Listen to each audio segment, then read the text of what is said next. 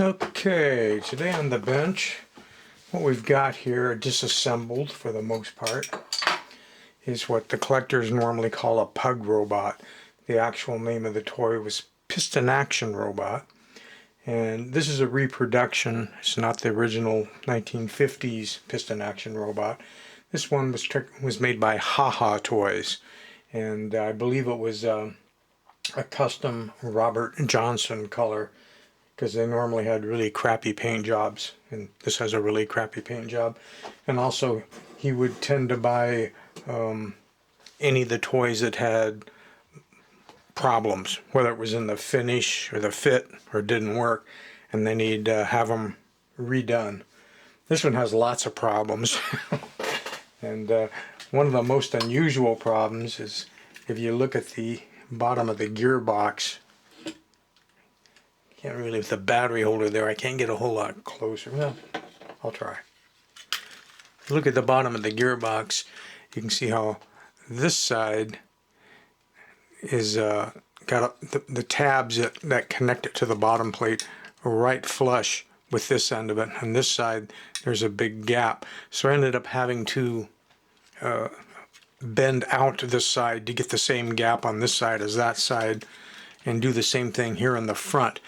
If I didn't do that, and I left that fold that was incorrectly made at the factory, then this bottom plate was sitting in there like this at an angle all the way across.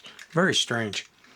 As far as how the toy works, the motor is mounted right here. The shaft goes down vertically, and let me turn on the light on the camera here. See if this will help. If you can see down in there maybe, at the end of the motor shaft, which is quite a ways down, it interfaces with a crown gear, and I believe you can just see the crown gear, and the crown gear is just rubbing on a large flat gear. So what happens with almost all of these is this motor, if it's mounted in completely vertical, it applies too much force against the crown gear, which causes friction and doesn't want to run, and the crown gear then rubs against that large flat gear that I was saying was right next to it, which causes more friction. So a lot of these toys, when they do run, they sound like you hear a lot of chugging, like rah, rah, rah, rah, rah, rah type sound.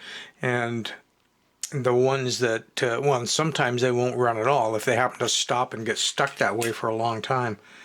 I don't know if the lighting was right enough for you guys to see all that down in there or not. I'll get one more shot trying to get the light in there.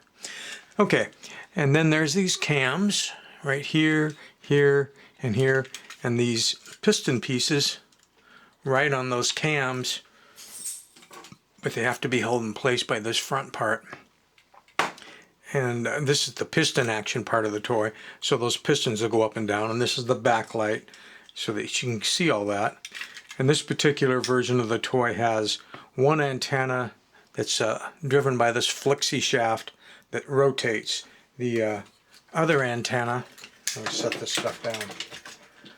The other antenna on this side is fixed, so that flexi shaft comes up, runs, goes through here, then you bend this back around that antenna shaft where it sticks out and holds it in place, and that's how you get one antenna spinning but not both.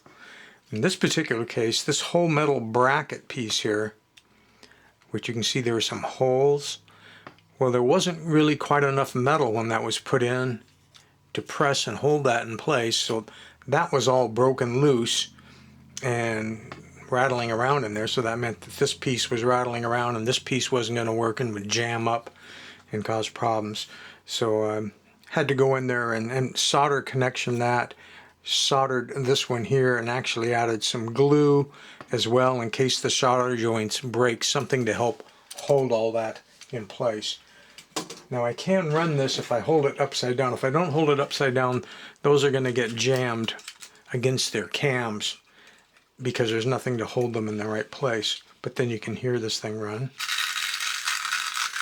And that's after the motor's been adjusted. Before that, it was really noisy. It sounded like a farm combine or something running. So, I actually don't know if it's going to be possible to assemble this with the camera running, I don't know that I can hold everything in place and do that.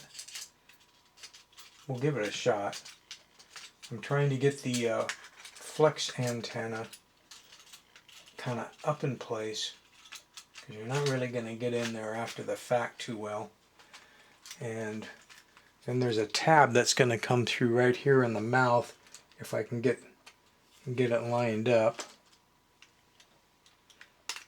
There, I got that. And then I need to get this bottom plate piece on the inside, like that. See those dark color blue things? This is a special color that he had done, and then they touched it up with a paint that looked more like the paint they used on this part. Very strange. Okay, so now I think before we do anything to finalize this, we need to make sure that the pistons will actually run without binding up. So let's find out. Okay, pistons are working. Gear is spinning. See how that flexi drive just kind of winds around, comes around? So what I need to do now is to fold those tabs in just a little bit. Like I said, I don't want to go too far until I get everything together, just in case something isn't working right. And then there's this tab up here, which just barely sticks through. Like that. So that should keep that from flying apart. Another thing on all of these that you have to watch out for is they bring, because the light uses the frame for one side and this for the other side of the power to light up the little light, they normally bring one of the wires up and solder it to the frame, and then also to the one motor contact. Then they bring the wire up to the other motor contact, and it's always a bare wire that they then run up to the end of the lamp. But in almost every case, the wire that's on this side, this one's already connected to metal frame, the one that's on this side will either be touching, almost touching, or touching, either here or where it comes out of there and goes up to the light. It's just amazing, the lack of quality control. So if you get one that's kind of intermittent, check that your wiring there first and make sure that it's all in good shape. I don't think this knot that high is going to do anything as a strain relief. It either needs to be higher and around that post, or it needs to be lower down here where it can actually keep the wire from getting pulled like that. So that's a better place for that. So then you've got the rear one, and these rear tabs are already kind of pre-bent in. I think I can insert them from the bottom up and then kind of tip this in. Let's just try it. If it doesn't work, it doesn't work.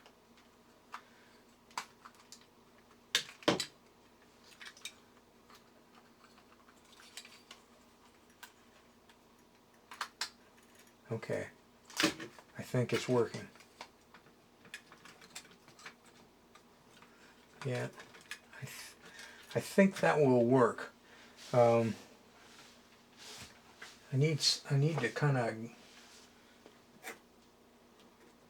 put one of these little guys on one of them to kind of hold things together here temporarily. And I don't even really care which one. I just need to get some things on here to start holding it together. I'm going to spread those just a little bit. I'm not going to bend them all the way, because like I say, if things aren't working right, I'm going to have to open it up again. And let's see if we can get one on this side.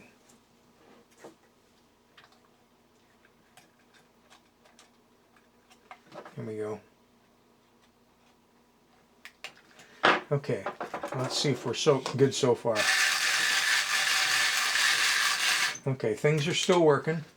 Now up on the top, there's this chrome piece, and there's a couple of tabs. We need to get that back in place.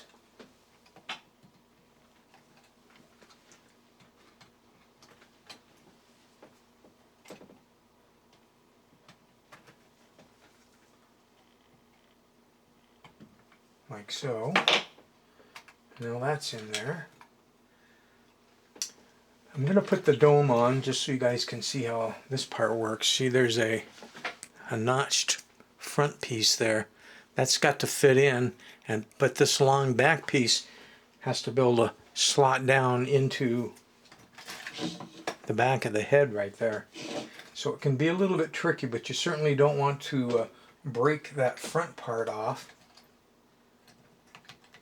Get it down in there like, and the front already popped out of place.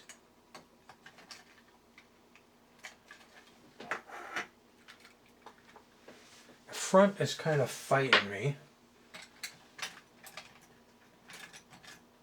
I'm not 100% sure why yet.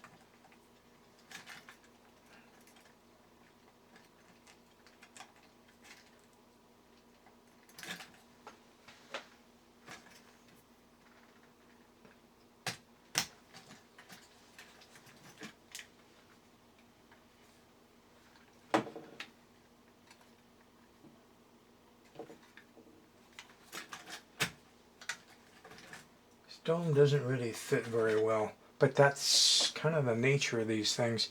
Then they have a screw and a little washer that's supposed to go into the back to hold that in place. Have I got the screwdriver out? I don't think so. Better get it. You don't want to over tighten these screws, because if you get to trying to pull that piece back in all the way, you'll end up cracking it. It's not a great fit, but it's on. So let's see how we're looking now. All right. Oh, since it's running, I'll continue to put the other tabs on and fold them over, and that'll be the end of that. So you have a reproduction Piston Action Robot, better known as Pug Robot. I can't remember what year they came out. I have to look it up on the internet. If I remember to look it up, I'll put it down in the description, link down below. Also, if you want to know more about Robert Johnson, he's no longer with us, but he did all kinds of custom robots, basically repainting repros. I'll put a link to a thread that's on the website Alphadrome. It's quite long, quite a few pages, a lot of people chiming in and showing pictures and stuff like that. You might find it interesting.